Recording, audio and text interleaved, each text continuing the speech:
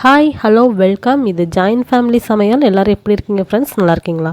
நம்ம சேனலில் first time பார்க்குறதா சப்ஸ்கிரைப் பண்ணிக்கோங்க. அப்படியே பக்கத்தில் உள்ள பெல் பட்டனையும் ப்ரெஸ் பண்ணிக்கோங்க.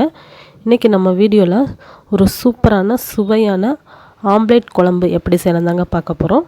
இந்த ஆம்லேட் கிரேவி ரொம்பவுமே ஈஸிங்க செய்கிறது. இது சாதத்து கூட சாப்பிட்றதுக்கும் ரொம்ப டேஸ்ட்டாக இருக்கும். சப்பாத்தி, இட்லி, தோசை, பூரி இந்த மாதிரி டிஃபன்கள் கூட சாப்பிட்றதுக்கும் ரொம்பவுமே சூப்பராக இருக்கும். இது வாங்க எப்படி செய்யலாங்கிறத நம்ம வீடியோக்குள்ளே போய் பார்த்துடலாம். இப்போ நான் இதுக்கு வெங்காயம், தக்காளி, பச்சை மிளகாய் அதெல்லாம் கட் பண்ணி எடுத்து வச்சுருக்கேன். 3 முட்டை வச்சு நான் ஆம்லேட் குழம்பு செய்ய போகிறேன்.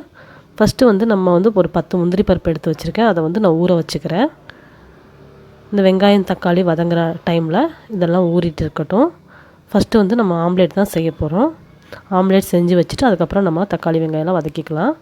இப்போ இந்த 3 முட்டையை இந்த பவுலில் உடச்சி ஊற்றிக்கிறேன். இப்போ இந்த 3 முட்டைக்கு தேவையான அளவுக்கு கொஞ்சமாக மிளகுத்தூள் சேர்த்துக்கிறேன். அப்புறம் இதுக்கு தேவையான அளவு கொஞ்சம் உப்பும் சேர்த்துக்கிறேன். நம்ம அப்புறம் தனியாக கிரேவிலையும் உப்பு சேர்ப்போம். அதனால் இதுக்கு மட்டும் பார்த்து நான் அளவாக சேர்த்துருக்கேன். சேர்த்துட்டு இது எல்லாத்தையும் நல்லா மிக்ஸ் பண்ணிக்கலாம். இப்போ ஸ்டவ்வில் தோசைக்கல் காய வச்சுருக்கேன். இந்த முட்டையும் நல்லா மிக்ஸ் பண்ணி வச்சுட்டேன். இப்போ இந்த தோசை தவாவில் கொஞ்சம் எண்ணெய் தடவிக்கலாம். இது 3 முட்டையும் நம்ம ஒன்றாவே அப்படியே சேர்க்க போகிறோம். அதனால் கொஞ்சம் அதிகமாகவே எண்ணெய் தடவிக்கிறேன்.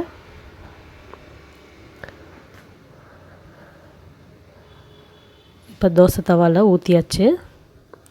ஃபுல்லாக எல்லா பக்கமும் பரப்பி விட்டுறலாம். இதை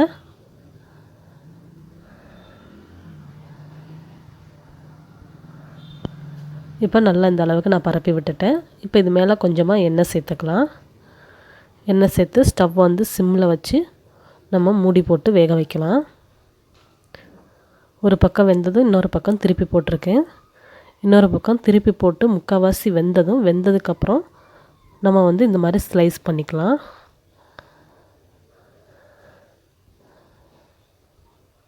நான் சின்ன சின்ன ஸ்கொயராக கட் பண்ணி எடுத்துக்க போகிறேன். இதை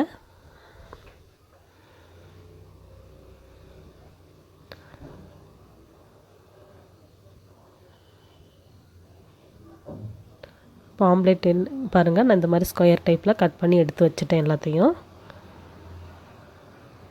இதில் கொஞ்சமாக பூண்டு கட் பண்ணி எடுத்து வச்சுருக்கேன். இப்போ ஸ்டவ்வில் கடாய் வச்சுருக்கேன். இந்த கடாய் கொஞ்சம் சூடாகட்டும்.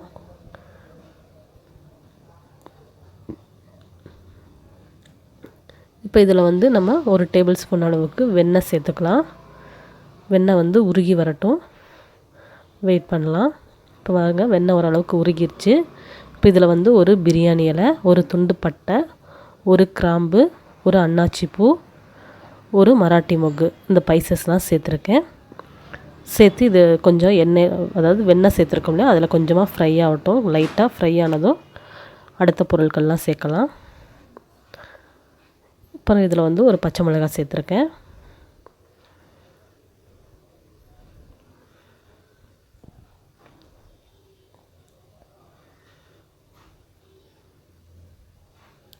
இப்போ நம்ம இதில் நம்ம கட் பண்ணி வச்சுருக்க பூண்டு சேர்த்துக்கலாம். நான் ஒரு 6லேருந்து 7 பல் பூண்டை இந்த மாதிரி சின்னதாக கட் பண்ணி சேர்த்துருக்கேன்.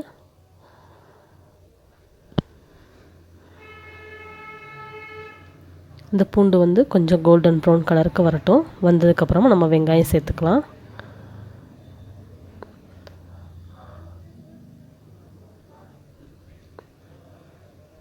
வெங்காயத்தை சேர்த்து வெங்காயத்தை நல்லா வதக்கி விட்டுடலாம்.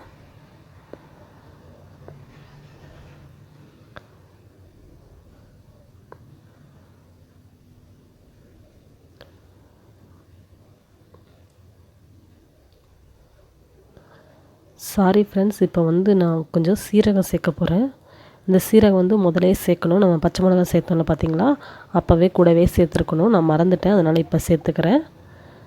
சேர்த்து அதையும் நல்லா பொரிய விட்டு கொஞ்சம் வதக்கிக்கலாம். இப்போ இதில் கூட கொஞ்சம் கருவேப்பிலை சேர்த்துருக்கேன்.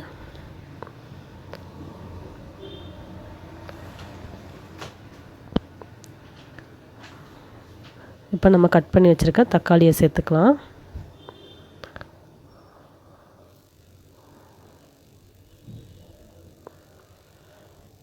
சேர்த்து எல்லாத்தையும் நல்லா வதக்கி விட்டுக்கலாம். இப்போ இதுக்கு தேவையான அளவு உப்பு கொஞ்சம் சேர்த்துருக்கேன். இந்த வதங்குறதுக்கு தேவையான அளவு உப்பு சேர்த்துருக்கேன். நம்ம பார்த்துட்டு அப்புறமேல் சேர்த்துக்கலாம். கொஞ்சம் எண்ணெய் சேர்த்துக்கிறேன்.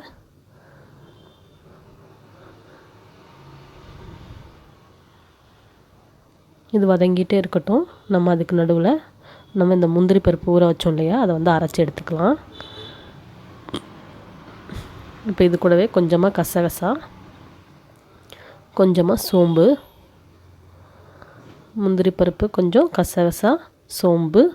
முந்திரி பருப்பு வந்து ஒரு 10-15 எடுத்துருந்தேன். கொஞ்சமாக கசகசா, கொஞ்சமாக சோம்பு. நான் முந்திரி பருப்பு ஊற வச்ச தண்ணியே அதையே சேர்த்து நல்லா அரைச்சி எடுத்துகிட்டு வந்துட்டேன். இப்போ இந்த வெங்காயம் தக்காளி வதங்கிட்டு இருக்குது இல்லையா, அது கூட கொஞ்சம் இஞ்சி பூண்டு பேஸ்ட்டு சேர்த்துக்கலாம். இப்போ இதுக்கு தேவையான மசாலா பொருட்கள்லாம் சேர்க்கலாம். இப்போ தனி மிளகாய்த்தூள் கொஞ்சம் சேர்த்துருக்கேன், காரத்துக்கு தகுந்த அளவு. தனியாத்தூள், அதாவது கொத்தமல்லி பவுடர், ரெண்டையும் சேர்த்து ஒரு தடவை நல்லா மிக்ஸ் பண்ணிக்கலாம். மிக்ஸ் பண்ணிவிட்டு இதுக்கு கொஞ்சமாக தண்ணி சேர்த்துக்கலாம்.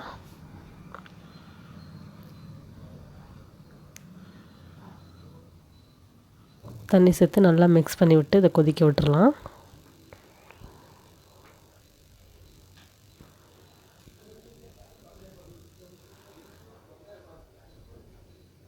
இப்போ இதுக்கு தேவையான அளவு உப்பு சேர்த்துருக்கேன்.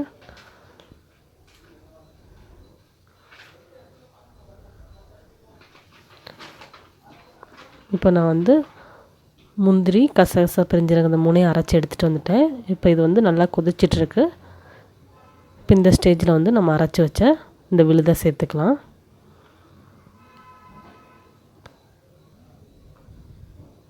உங்களுக்கு விருப்பம் இருந்தால் நீங்கள் தேங்காய் கூட சேர்த்துக்கலாம். நான் கொஞ்சமாக தான் செய்கிறேன், ஒரு 3 முட்டை மட்டும் வச்சு, அதனால நான் வெறும் முந்திரி பருப்பு மட்டும்தான் அரைச்சிருக்கேன். உங்களுக்கு விருப்பம் இருந்தால் நீங்கள் தேங்காய் கூட சேர்த்துக்கோங்க. வெறும் முந்திரி பருப்பு மட்டும் நம்ம அரைச்சி ஊற்றுறனால கொஞ்சம் நல்லா ரிச் டேஸ்ட்டு கொடுக்கும் ரெஸ்டாரண்ட் ஸ்டைலில். இப்போ இதெல்லாம் நல்லா கொதித்து பச்சை வாசனை போனதுக்கப்புறம் நம்ம ரெடி பண்ணி வச்சுருந்தா அந்த ஆம்லேட்டை இது கூட சேர்த்து நல்லா மிக்ஸ் பண்ணிக்கலாம்.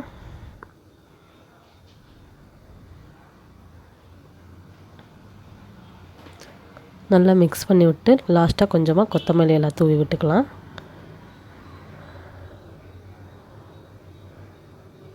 அதையும் மிக்ஸ் பண்ணிவிட்டு நல்லா ஃபுல்லாக எல்லா பக்கமும் படுற மாதிரி நல்லா மிக்ஸ் பண்ணிவிட்டு ஒரு மூடி போட்டு ஒரு 5 நிமிஷம் நல்லா சிம்மில் வச்சு எடுத்துருங்க.